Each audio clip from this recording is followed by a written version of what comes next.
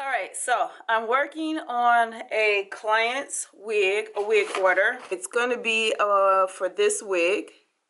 I have two bundles, a 22 and a 20 inch, and then I have a closure. And what this video is going to be about is how you can apply lace closures, especially 4x4, to create a better bang for your wigs. So this is a cap. This is a dome, mesh dome cap. This is going to be hand sewn or hand constructed because I don't want to really do it with the sewing machine. And for some apparent reason, I work faster by hand, but I work even faster by sewing machine. But just when I'm using these and for how I want it to be, usually this type of closure is right dead center. So I would be sewing all the way around in a circular aspect all the way up until here. So, and then I would apply the lace closure at the very middle top of the head. I do have a video on that. I'll make sure I link that down below so you guys can see that. But in this case, because this is a free part closure, meaning there's no parting in this. Everything is actually falling to the back. So this person with the excess, you see lace there, the excess lace with baby hairs will all fall to the back, and then they can choose how they want to do the parting. They can create the parting themselves, or you can place it from left or right side.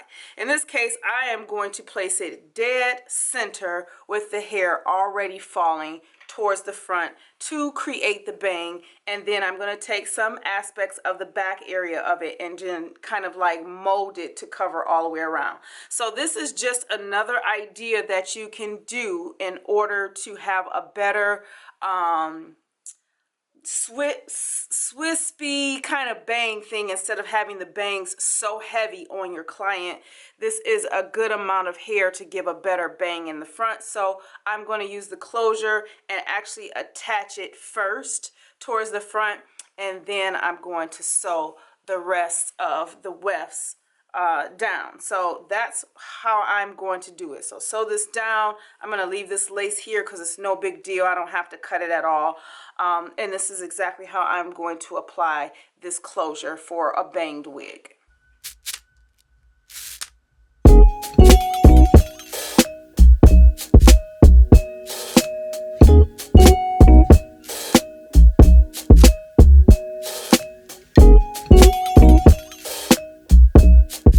This is a very important tip. Anytime you're sewing a closure or even tracks down by hand, just like if you were using a sewing machine, if you are familiar with back stitching, you have to go back and then go back forward in order to secure the stitch. Now, when it comes to hand sewing, usually what a person will do is they will knot at the very end of the track or at the very end or starting point of the closure.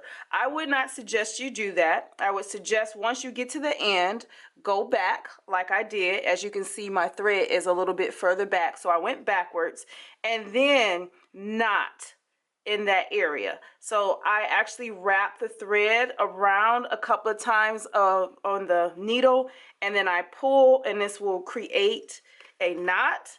And if for any reason you can't pull that knot close or shut, you can just go ahead, take what you have available, knot it from here, and then cut this off.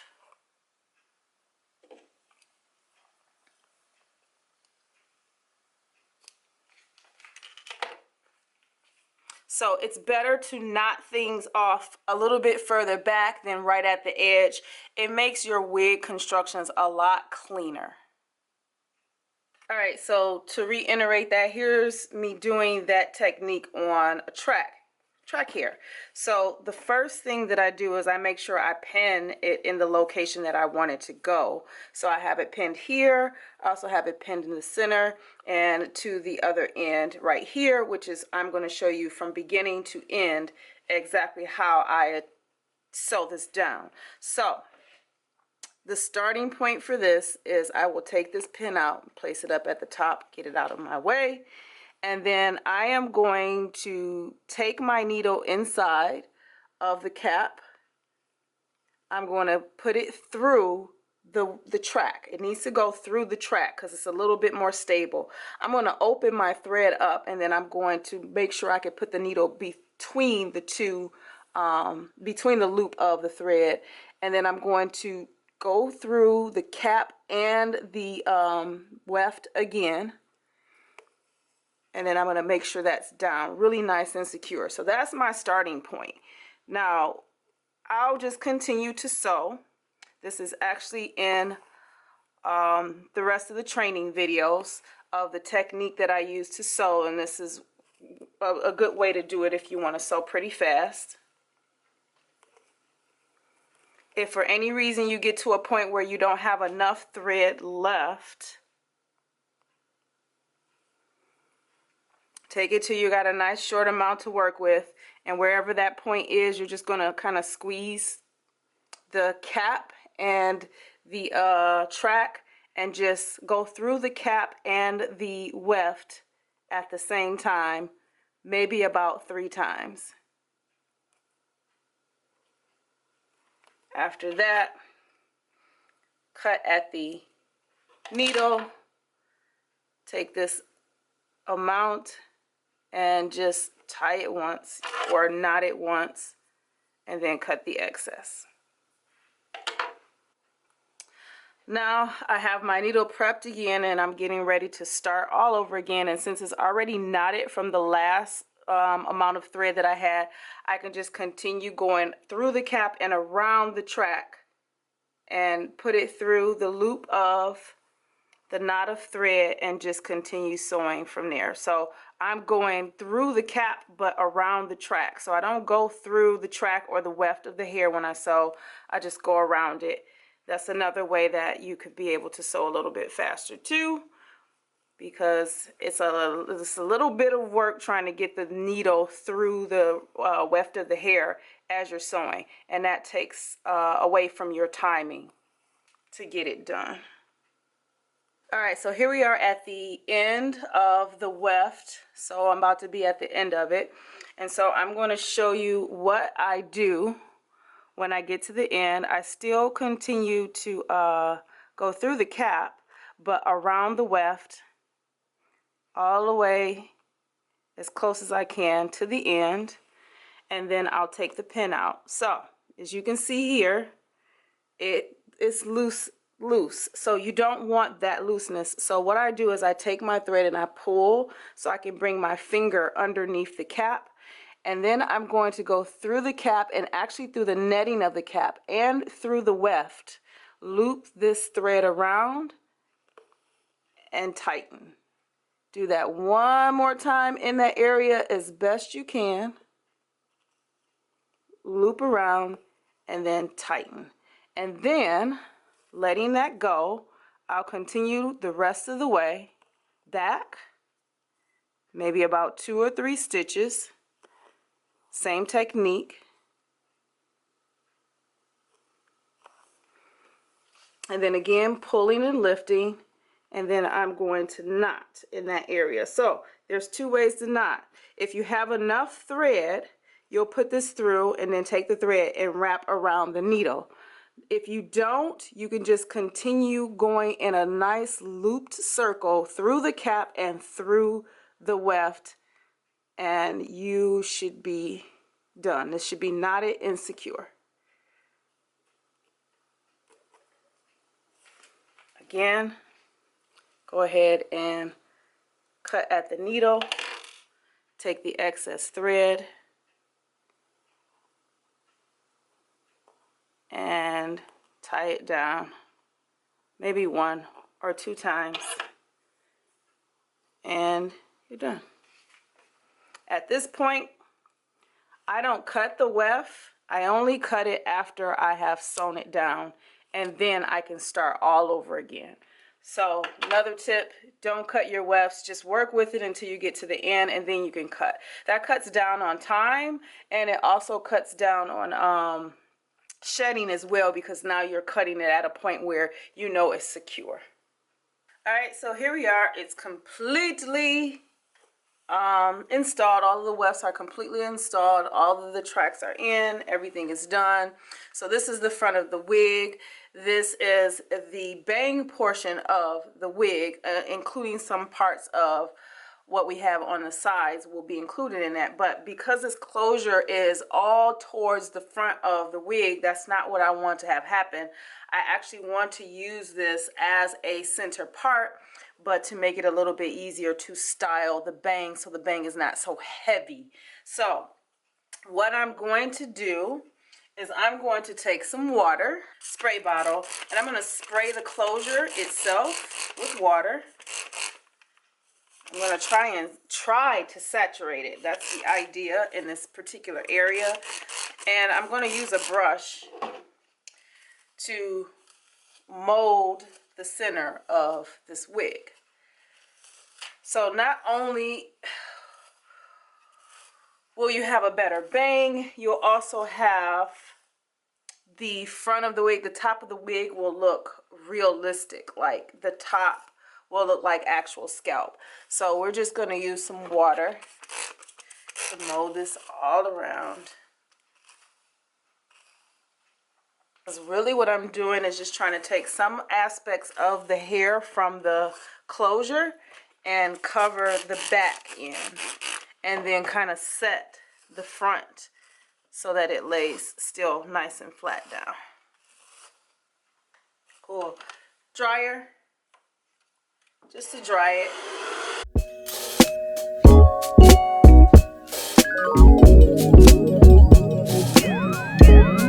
So I switched the wig onto a mannequin head with the face because this actually makes styling a lot easier. I don't think it's best to style your wigs on canvas heads. And what I mean, these, because this is better to make the wigs with and to make lace units and things like that. But when you are ready to style a wig for a client, it's best to use one of these that actually has a face to it so that you are able to kind of gauge where things are going to go as far as the shape of the wig, whether it's curly or straight wigs, and especially when it's something that is going to be a banged wig. So this is going to be a banged wig, and my first most important thing I would tell you to do is make sure you do cut the bangs very long. And then not only that, once you're ready to confirm the pictures, when it comes down to it, you'll just kind of like pull it back just a little bit just to show where it would be. But it's always best to cut the bangs long. So it's okay if it covers the mannequin's eyes. So no big deal with that. But because the most of the bang is the closure piece, so I will be cutting the cap completely off. But I won't do that, and well, not the cap off, but the area where the closure is, I'm going to cut that off. But because the closure is already set to fall forward and it's at a nice like thickness where it's not too thick and it's not too thin, I'm just going to just take that and cut that. So I'm going to find where the hair really is as far as the closure is concerned. And the hair that is wefted, I'm going to make sure that's out of the way and only focus on the closure part that's falling forward in front of it. And I'm going to cut that part first.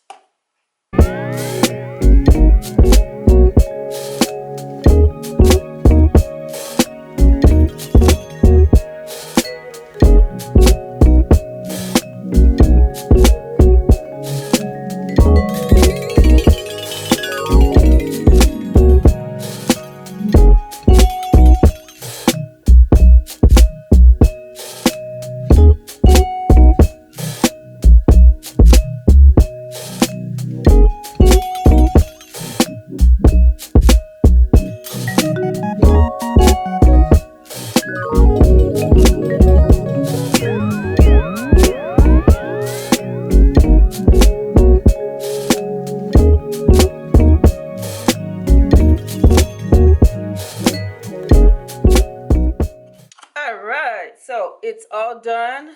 The closure is actually set up towards the front. You can actually see the top of it looks like a circuit. You know, it looks professional. and it looks good. This wig was completely sewn, so hand sewn tracks or wefts, whatever you want to call it, and the closure, instead of it being in the top center, it's actually towards the front because of how the closure actually lays. So that's really good because it's a good enough amount of hair to give you some body, or you know, it's got body to it. It's not stiff, it's not too heavy, and it's definitely not too thin. Perfect length.